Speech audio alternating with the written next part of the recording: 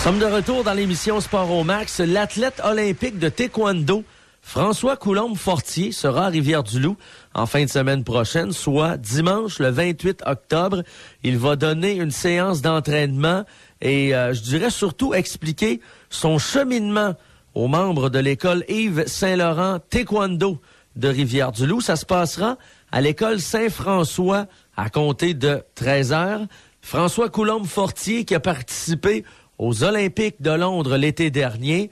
Et puis, j'ai eu l'occasion de m'entretenir avec lui un peu plus tôt, durant la journée. Alors, je suis en compagnie de François Coulombe-Fortier, athlète olympique, qu'on a eu l'occasion de voir lors des derniers Jeux olympiques. Salut, François. Salut. Tout d'abord, l'après-Jeux olympiques, comment ça se passe pour toi? Écoute, ça s'est bien passé, ça se passe toujours bien. Là, j'ai pris un bon break là, d'un mois et demi d'entraînement pour reposer la tête, le corps, me changer des idées. Puis j'ai été de retour à l'entraînement, là, je dirais fin du mois de septembre, avec une bonne préparation générale, puis c'est reparti.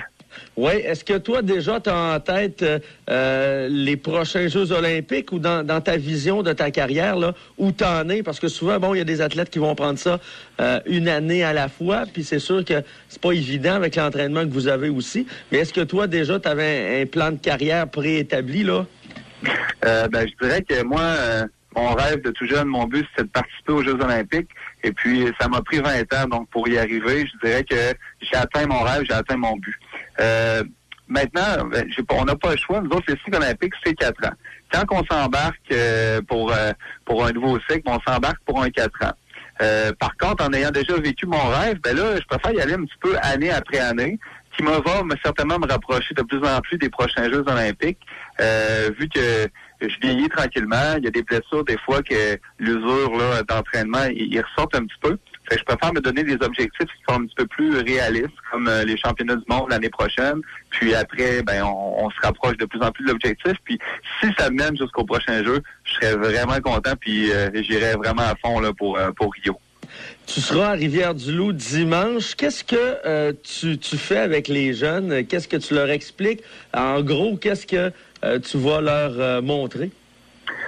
Premièrement, c'est une super belle occasion, là, l'événement que je vais prendre part à Rivière-du-Loup pour faire connaître notre sport, le taekwondo. C'est un sport qui a été connu là avec les derniers Jeux, étant donné qu'on était 3 athlètes représentants de la région de Québec et de la province de Québec.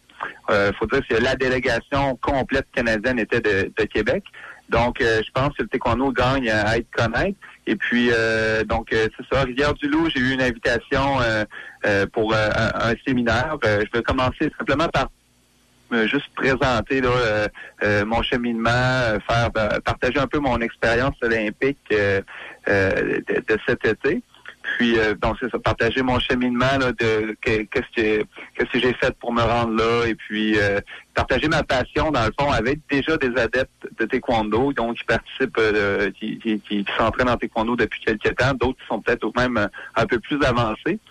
Et puis ensuite, il va y avoir un entraînement de groupe qu'on va pouvoir, je vais pouvoir partager mes techniques préférées, y aller un petit peu plus stratégique là sur des techniques de combat que j'utilise moi-même là à l'entraînement et en compétition.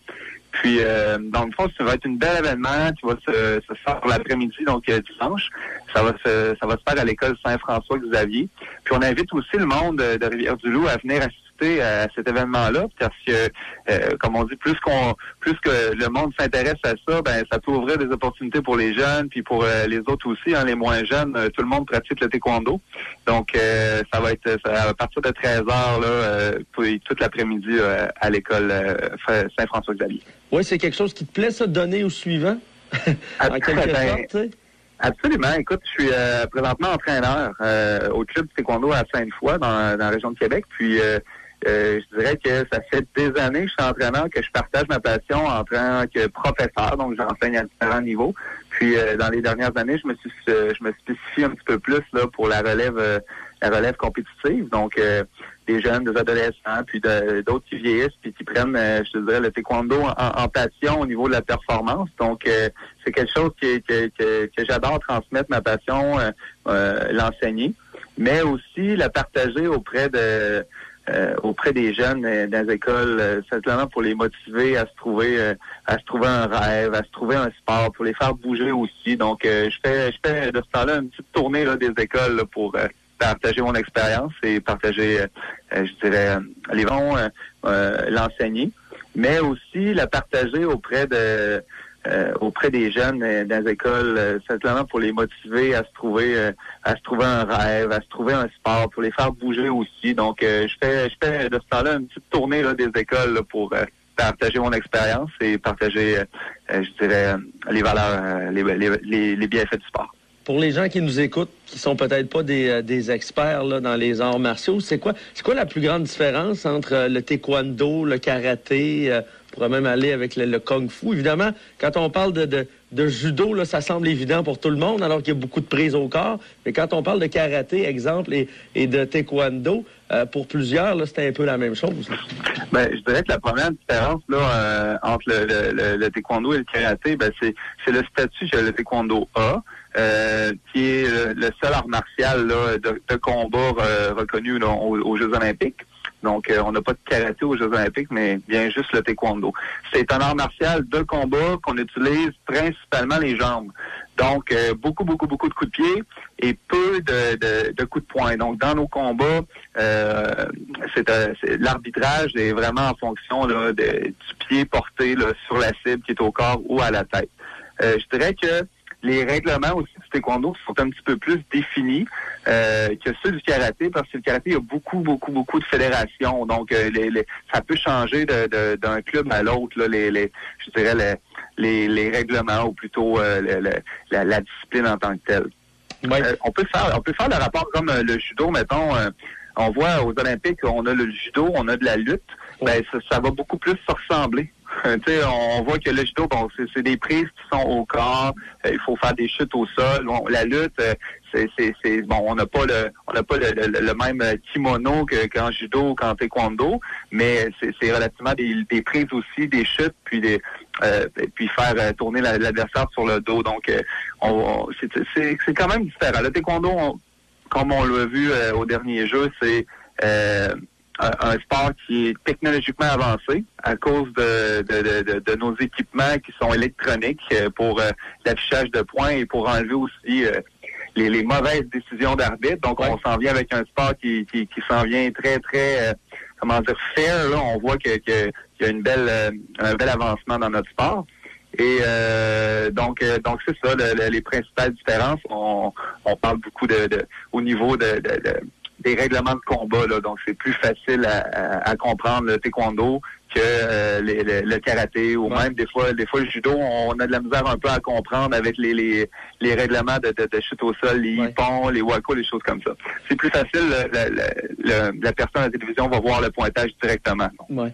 Est-ce qu'on a une belle relève en taekwondo? Parce que tu le disais, c'est sûr qu'il y a un attrait supplémentaire quand c'est un sport aussi qui est reconnu et qui est aux Jeux olympiques. Est-ce qu'il y a une bonne participation dans les inscriptions à travers le Québec? Est-ce qu'on a une belle relève?